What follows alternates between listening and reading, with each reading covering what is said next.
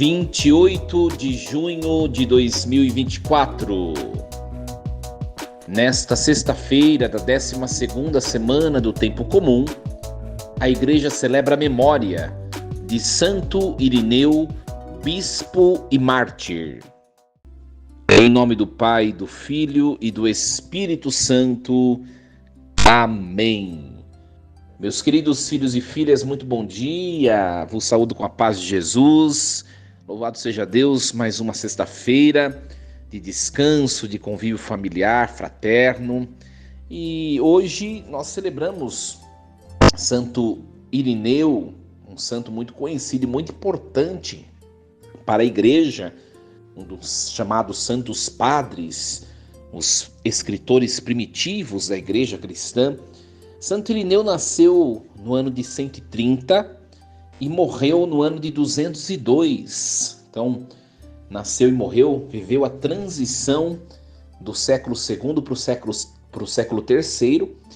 Santo Irineu foi bispo de Leão, por isso que recebeu esse título, né? Irineu de Leão. Leão é o território que hoje compreende e equivale à região da França. Santo Irineu, uma curiosidade, minha gente, ele foi discípulo de São Policarpo. E São Policarpo foi discípulo de São João Evangelista. Então, nós vemos em Irineu de Leão que ele toca a era apostólica. Ele é discípulo de Policarpo, que é discípulo de um apóstolo. Então, Santo Irineu está muito próximo da era apostólica, né? Isso é muito interessante. E aí a gente pode utilizar os textos de Irineu para dizer quais são efetivamente os pensamentos dos próprios apóstolos, já que ele é tão próximo da era apostólica. Santo Irineu de Leão, ele escreve bastante textos sobre a Eucaristia, sobre a Sagrada Escritura, e tem um texto que é muito conhecido de Santo Irineu, que se chama Adversus Hereges, ou seja, contra as heresias, na tradução da língua portuguesa. E nesse livro, Irineu, como o próprio nome diz, né, do texto, do título do livro, contra as heresias, Irineu ele vai defender de maneira muito audaz a fé e os valores, os itens, as cláusulas da fé cristã. Uma das heresias contra a qual Irineu muito se debateu e lutou é a heresia do chamado gnosticismo. O gnosticismo é uma heresia que diz o seguinte: pelo conhecimento do que é oculto, nós podemos alcançar uma perfeição humana, né? Esse é o pensamento do gnosticismo. É conhecendo o mundo, conhecendo as coisas que existem, que nós nos elevaremos e chegaremos à perfeição. Ou seja, nós não precisamos daquilo que os cristãos dizem ser necessário, que é Deus, né? Não precisamos de Deus, basta o conhecimento, né? Então, a heresia gnóstica diz isso, né? Nós precisamos conhecer, e conhecendo nós possuiremos tudo. Não existe Deus, né? Então Santo Irineu ele bate de frente com essa heresia, defendendo a verdade, defendendo a fé e mostrando que mesmo que nós conheçamos altas ciências, nós ainda assim, para obtermos uma realização plena humana, nós precisamos de Jesus Cristo. Não existe felicidade sem Deus, não existe. Santo Irineu, ele tem o seu nome inscrito no martirológio romano, por isso que nós o dizemos ser mártir, ou seja, ter sido morto por ser cristão, por derramou o seu sangue por Cristo, né? Nós não sabemos de que forma Irineu foi martirizado, mas pelo martirológio romano nós sabemos que o nome dele consta entre os mártires, né? Santo Irineu defendeu a fé, buscou a virtude, buscou a santidade, chamado um homem pacificador, porque buscou a paz, buscou a retidão, a concórdia, a comunhão, seja da verdade, seja nas atitudes do dia a dia. Então, um exemplo de santo para nós. Meus queridos, nós vamos meditar nesta manhã desta sexta-feira a leitura do segundo livro dos Reis. Hoje o capítulo 25, versículos do 1 ao 12. No 9º ano do reinado de Sedecias, no dia 10 do 10º mês, Nabucodonosor, rei da Babilônia, veio atacar Jerusalém com todo o seu exército. Puseram-lhe um cerco e construíram torres de assalto ao seu redor. A cidade ficou sitiada e rodeada de valas até o 11º ano do reinado de Sedecias. No dia 9 do 4º mês, quando a fome se agravava na cidade e a população não tinha mais o que comer, abriram uma brecha na muralha da cidade. Então o rei fugiu de noite com todos os guerreiros pela porta entre os dois muros, perto do jardim real, se bem que os caldeus cercavam a cidade e seguiram pela estrada que conduz a Araba. Mas o exército dos caldeus perseguiu o rei e alcançou-o na planície de Jericó, enquanto todo o seu exército se dispersou e o abandonou. Os caldeus prenderam o rei e levaram-no a Ribla, à presença do rei da Babilônia, que pronunciou sentença contra ele. Matou os filhos de Sedecias na sua presença, vazou-lhe os olhos e, preso com uma corrente de bronze, levou-o para a Babilônia. No dia 7 do 5º mês, data que corresponde ao ano 19 do reinado de Nabucodonosor, rei da Babilônia, Nabuzardã, comandante da guarda e oficial do rei da Babilônia, fez a sua entrada em Jerusalém. Ele incendiou o templo do Senhor e o palácio do rei e entregou a chamas todas as casas e os edifícios de Jerusalém. Todo o exército dos caldeus que acompanhava o comandante da guarda destruiu as muralhas que rodeavam Jerusalém. Nabuzardã, comandante da guarda, exilou o resto da população que tinha ficado da cidade, os desertores que se tinham passado ao rei da Babilônia e o resto do povo. E dos pobres do país, o comandante da guarda deixou uma parte, como vinhateiros e agricultores. Palavra do Senhor. Graças a Deus. Meus queridos, nós hoje acompanhamos quase que o desfecho dessa história, né? Que é a segunda deportação do povo do reino de Judá, né? Eu vou tentar fazer um resumo, mas você que escuta a minha reflexão, é muito importante que você escute todos os dias para você acompanhar a sequência histórica do texto, né? O povo de Deus, outrora, era constituído por 12 tribos, chamadas tribos de Jacó ou de Israel.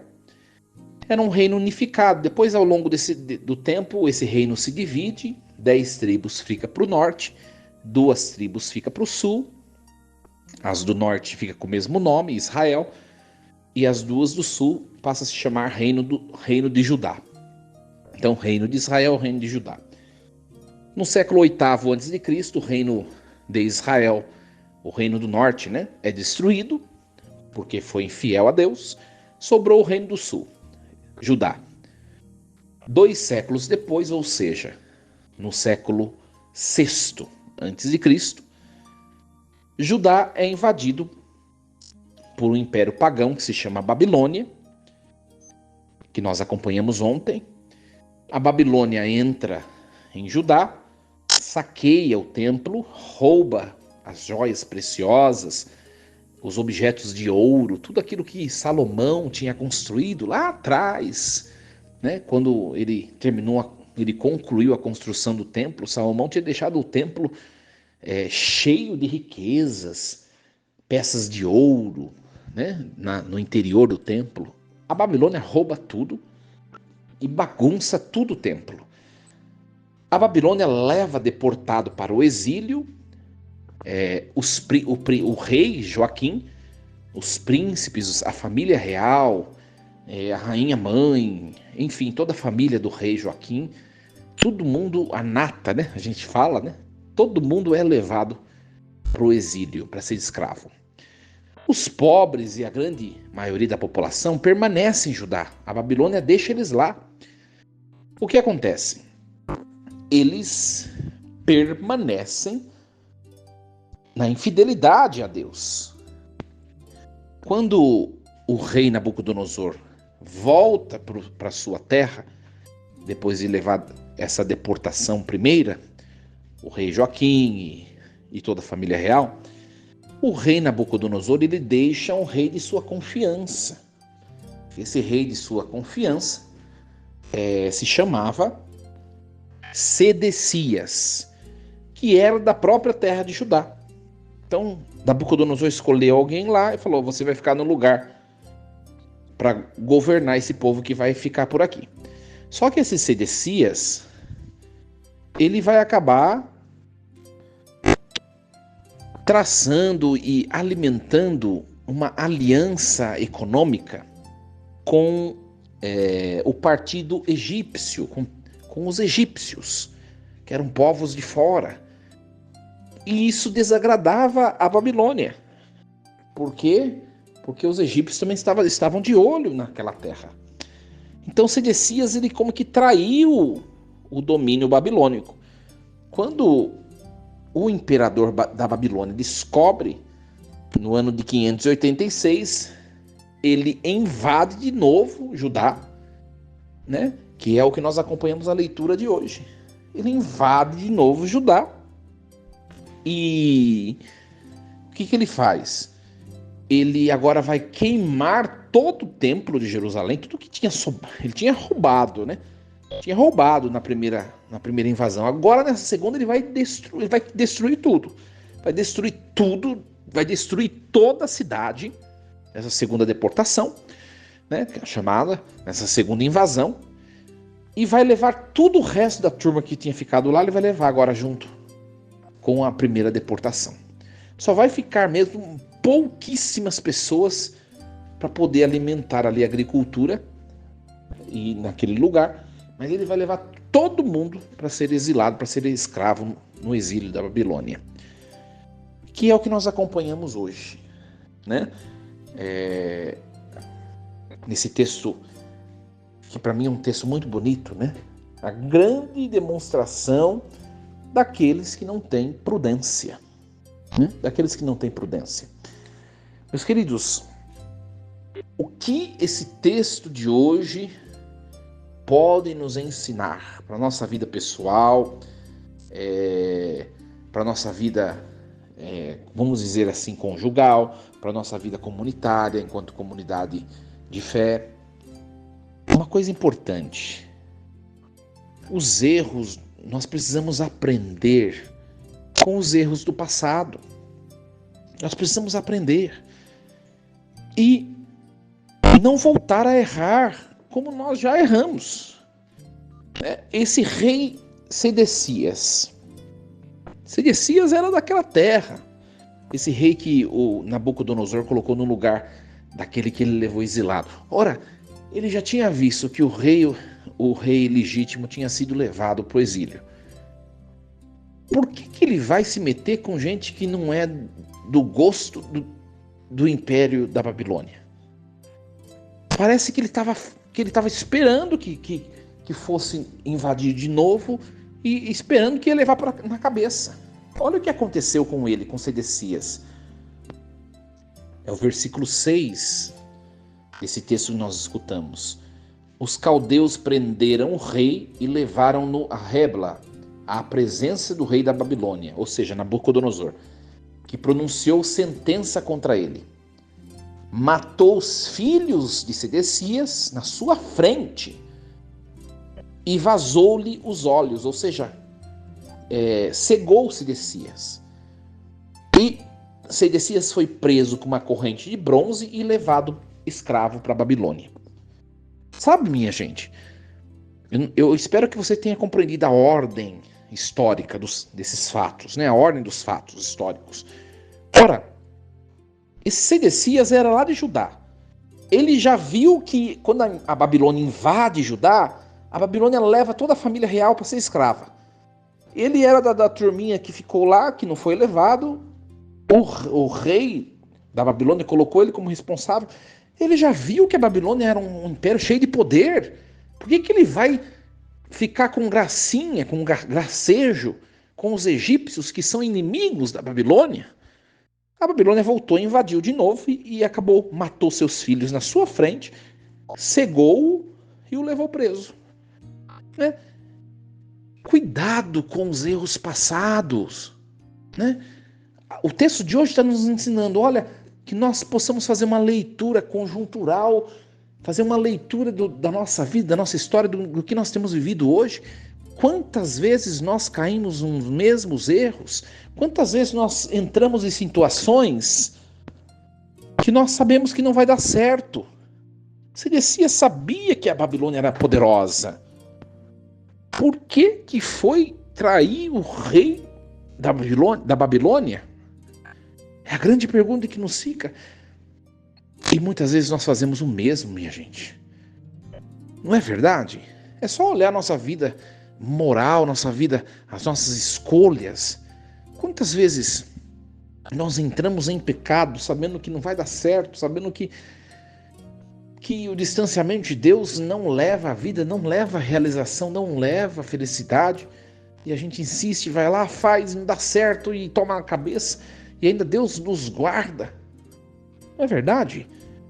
A palavra de Deus está falando, cuidado, leia a sua história, seja mais prudente, né? Espere em Deus, não traia Deus, esteja em Deus, espere em Deus, seja prudente, espere acontecer, não vai ser precipitado nas suas escolhas, que você pode quebrar a cara, como diz popularmente. É a palavra de hoje, é a palavra de hoje. Por fim, o texto de hoje se encerra da seguinte maneira. Antes, a Babilônia tinha invadido Judá e levado só os nobres. Agora, por causa desse descabeçado rei substituto, a Babilônia invadiu de novo e destruiu tudo. Às vezes, minha gente, a gente vê alguma coisa que nos acontece e a gente continua no erro. E quantas vezes Deus está dizendo, cuidado, vai ser pior. Não continue assim, vai ser pior. E a gente persiste. É a grande moral da história de hoje para a gente. Que o texto de hoje nos ajude. Nos ajude e que nós possamos fazer uma leitura da nossa vida, da nossa história, das nossas escolhas. Primeira coisa, sua vida pessoal. Escolha Deus. Eu não sei como está a sua vida espiritual. Né? Seu relacionamento com Deus, sua vida de oração, sua vida sacramental. Começa a levar a sério. Começa a levar a sério. A palavra tem nos dito ao longo de toda essa semana. Esteja em Deus, porque sair de Deus é entrar numa situação de tropeço e de decadência. A palavra tem nos falado isso ao longo de toda a semana. Estejamos em Deus. Reflitamos os nossos erros e consagremos a Deus as nossas causas para que Ele faça por meio de nós o melhor à nossa vida. É o grande passo que nós damos para o sucesso, para a prosperidade, para a alegria, para a realização plena. Deixar Deus ser Deus. Deixar Deus realizar em nós a sua vontade, o seu projeto. Que nós compreendamos isso e Deus nos ajude. Desejo uma sexta-feira fantástica, um bom fim de semana a você, sua família. Força e coragem. Em nome do Pai, do Filho e do Espírito Santo. Amém. E lembremos-nos sempre, Deus está no comando de tudo.